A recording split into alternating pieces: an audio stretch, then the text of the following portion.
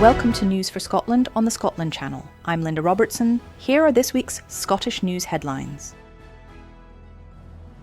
Britain's most unpopular Prime Minister in recent times, Kier Starmer, says Labour will be running on its record in government come the general election in 2029, in which Reform are largely expected to win in England.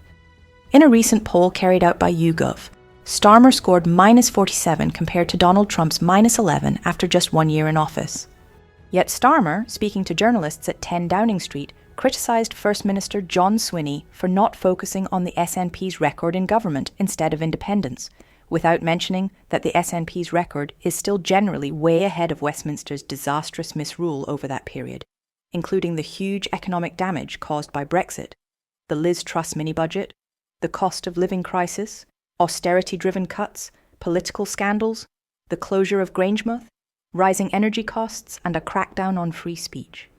Starmer also failed to mention that the UK is responsible for setting Scotland's budget and deciding how much of Scotland's revenue to hand back to Scotland, plus a raft of other reserved powers which impact Scotland.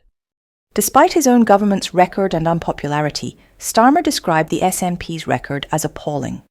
However, since coming to power in 2007, the SNP has introduced new social security benefits, expanded free childcare and education, implemented policies on climate change, public health and social justice, and lowered the cost of using public transport, including removing peak rail fares. Key achievements include the Scottish Child Payment, the introduction of the Domestic Abuse Act, free personal care and significant investment in public infrastructure like the Queen's Ferry Crossing and Borders Railway. All this achieved as a devolved administration with one hand tied behind their backs by Westminster. SNP Deputy Leader Keith Brown said Starmer points to waiting lists and police numbers, when waiting lists are falling in Scotland and rising in England, and Scotland has more police officers per head than Labour-run England and Wales. He even talks about Great British Energy, which has so far created 13 jobs in Aberdeen, compared to the 1,000 which were promised. The abject failure of Kier Starmer's Labour government shows that the Westminster system will simply never work for Scotland, and we need the fresh start of independence, said Brown. Disgraced Royal Prince Andrew may be forced into exile in Scotland, it emerged this week. Royal author Andrew Lowney has suggested King Charles is under pressure to persuade Andrew to relocate to the Castle of May in the Highlands because of the scandal surrounding Andrew's links to the paedophile Jeffrey Epstein. Andrew announced that he was surrendering his titles including Earl of Inverness amid the ongoing publicity surrounding the Epstein sex trafficking scandal. The disgraced royal continues to be dogged by revelations about his relationship with Jeffrey Epstein and a £12 million payoff to Virginia Giuffre, who alleged she was sexually assaulted by Andrew. Speaking about Andrew's decision to relinquish his titles, Scottish Green Party co-leader Ross Greer said this was a long time coming and should have been done years ago. Everybody knows why he's disgraced. The most shocking, the most upsetting thing about all of this, though, is just how unaccountable this family are. They get a £500 million public subsidy, but the public get no say over any of this. This man is disgusting. Green MSP for Glasgow, Patrick Harvey, asked, what kind of system would allow someone so demonstrably inappropriate to have such wealth and power in the first place? The monarchy is an antiquated relic from yesteryear and serves no purpose in the 21st century. This is a family who are already immensely wealthy, and yet they are bankrolled in excess of millions by the public purse, given tax breaks and some degree of legal immunity that the rest of us are not. If we want to become a fairer country, then it's time to finally abolish the monarchy and become an independent Scottish republic. Regional MSP for the Highlands and Islands, Emma Roddick, said, I'm very glad to hear that the title of Earl of Inverness has been given up. While I don't subscribe to the idea that these inherited titles, or the royal family, should exist at all, Prince Andrew's implied link to Inverness, given his actions, has bugged me for many years, and I'm pleased to be rid of the connotation. However, independent MP Rachel Maskell, who represents York Central, has called on the royal family to explain how Prince Andrew funded a settlement in a sexual abuse case brought by Virginia Giuffre. As part of the settlement, Giuffre agreed not to repeat her accusations for a year to avoid tarnishing the late Queen Elizabeth's Platinum Jubilee. It's also alleged that Prince Andrew asked his taxpayer-funded Metropolitan Police bodyguard to dig up dirt on Virginia Giuffre just hours before the infamous picture of them together was published. In an email to the officer, it's alleged the prince suggested Giuffre had a criminal record in the US, something the family said is untrue. Giuffre's family said the revelations expose the lengths to which those implicated try to discredit and defame survivors.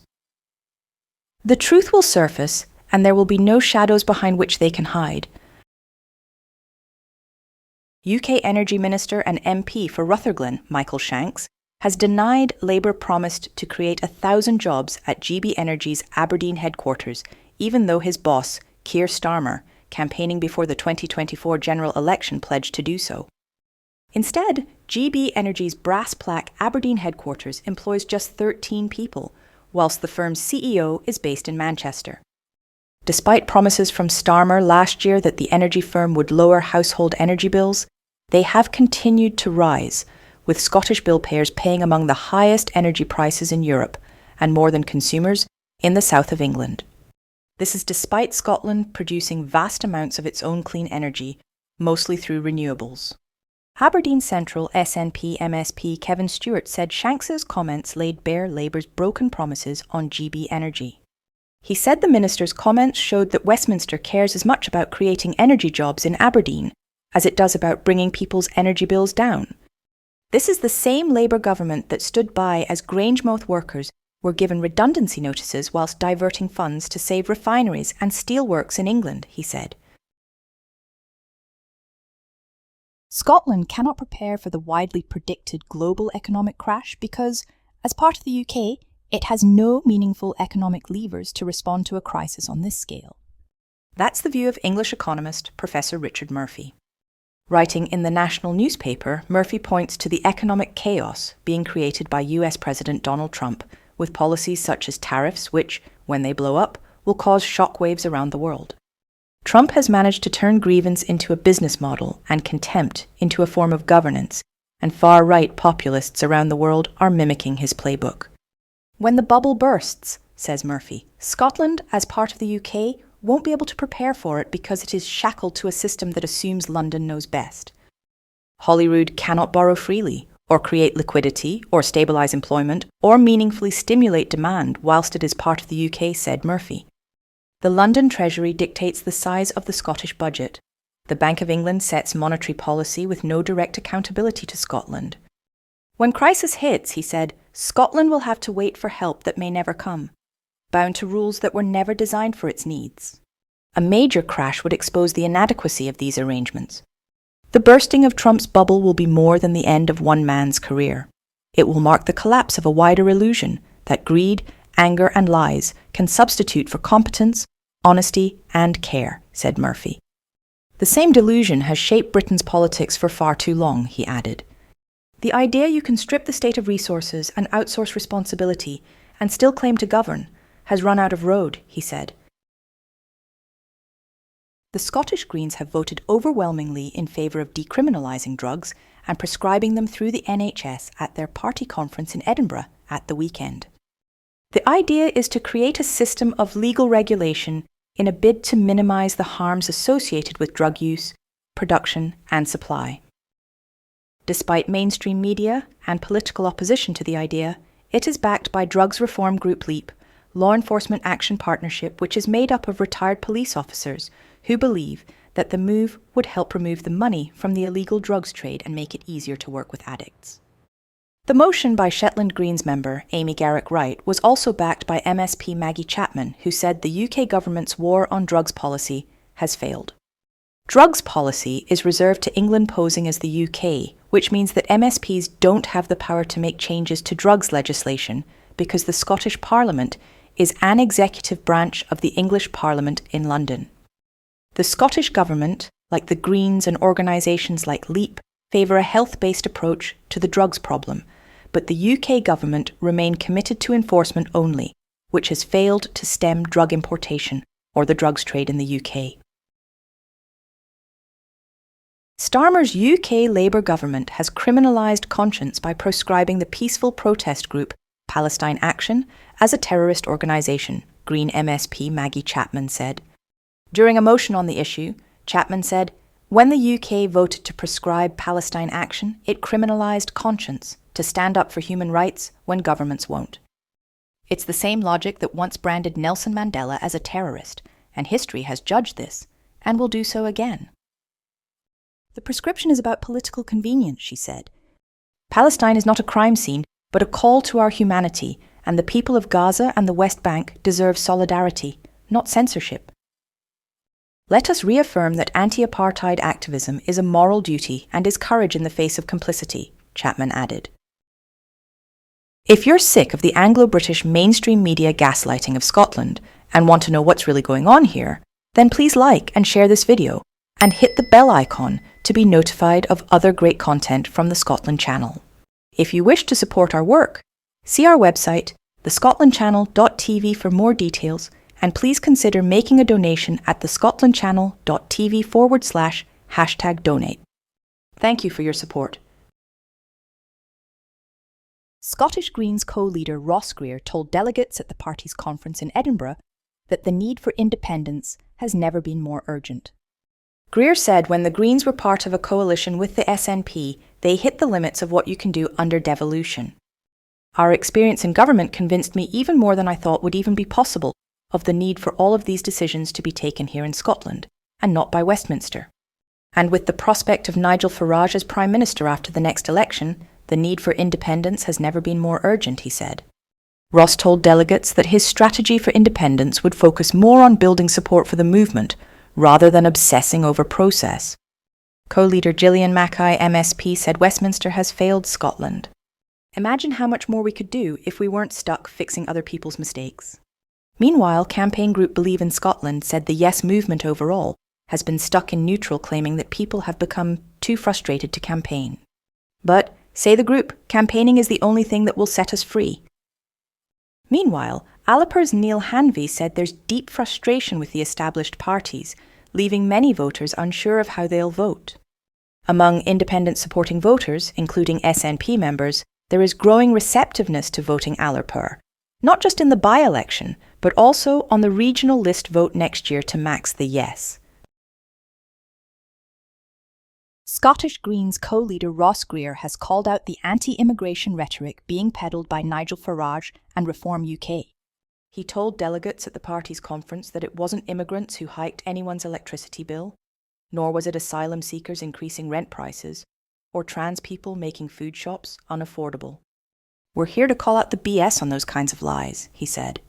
"Reform and their super wealthy backers want people to punch down. They want to divide us," he said, adding the Scottish Greens want to build solidarity. "We believe in building a longer table, not a bigger wall. We're the only party who are prepared to fight for the people on their side, against those really causing so much suffering." During her speech to conference, co-leader Gillian Mackay said we can't let con artists and frauds like Nigel Farage and Reform turn people against each other and divide our communities. "We can't leave debate in the hands of tech billionaires like Elon Musk and the hateful projects they fund." The company behind a major Highland port was given £10 million of taxpayers' money just months before the port was sold off to a Japanese firm. The port of Nig and its fabrication arm, which was owned by Global Energy, was sold to Mitsui, despite the firm having received development grants totaling £30 million from Highlands and Islands Enterprise, £10 million of which went to the firm just months before the sale. Highlands and Islands Enterprise say they had no idea of Global's plans to sell off the port, whose fate now lies in decisions made in Japan. Campaign group Scotland Not for Sale said that if taxpayers' money is invested in private companies, the public should have a right to information about the sale price and any profits involved. The port is part of the new Inverness and Cromarty Firth Green Freeport, which could, it's been claimed, generate more than 11,000 jobs over the next 25 years. However, freeports are highly controversial in themselves and are the subject of a Scotland Channel documentary, Freeports, Selling Off Scotland, which is available to watch now exclusively on the Scotland Channel.